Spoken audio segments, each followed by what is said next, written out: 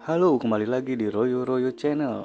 Pada kesempatan kali ini, Om Oyo akan membahas tentang tembikar atau yang biasa disebut gerabah. Sebelum melanjutkan pembahasan kali ini, ada baiknya sobat-sobat Om Oyo dimanapun berada bisa mengklik subscribe, like, komen dulu supaya Om Oyo lebih semangat dalam membuat konten untuk kedepannya.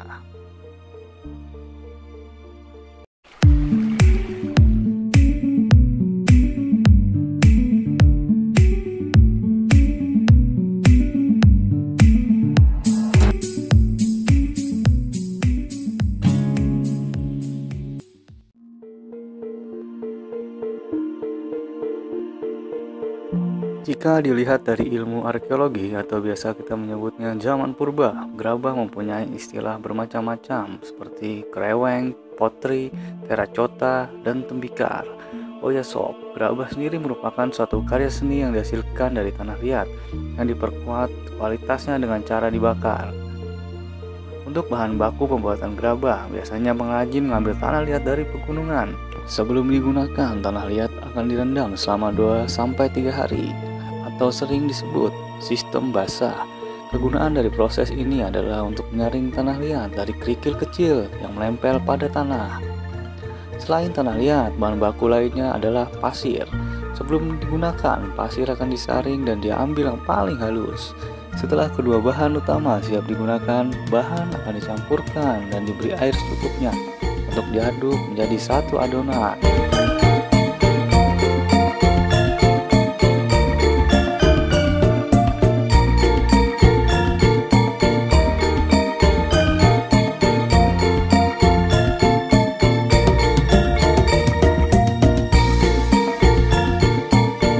Adonan atau campuran bahan utama tadi sudah dapat dibentuk di atas meja bundar atau meja putar dengan dibantu alat pemotong, pengkikis, pengukir, dan lain sebagainya.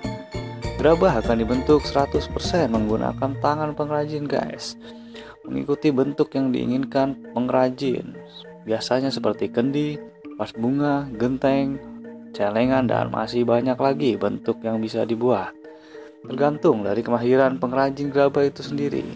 Mereka mempunyai ciri khas masing-masing. Pengrajin akan membentuk suatu gerabah yang luar biasa seperti yang sudah disebutkan di atas.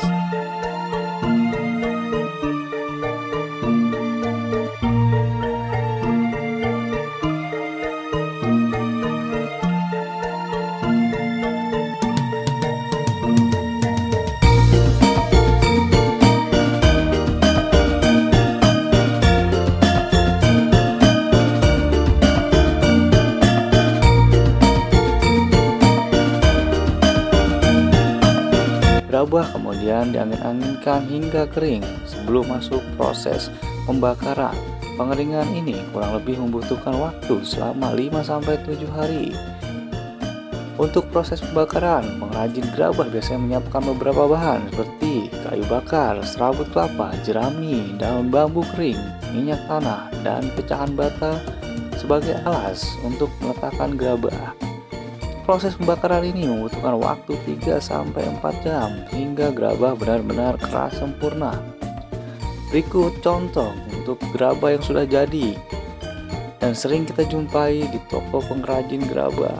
Oke, let's go. Cinematic guys.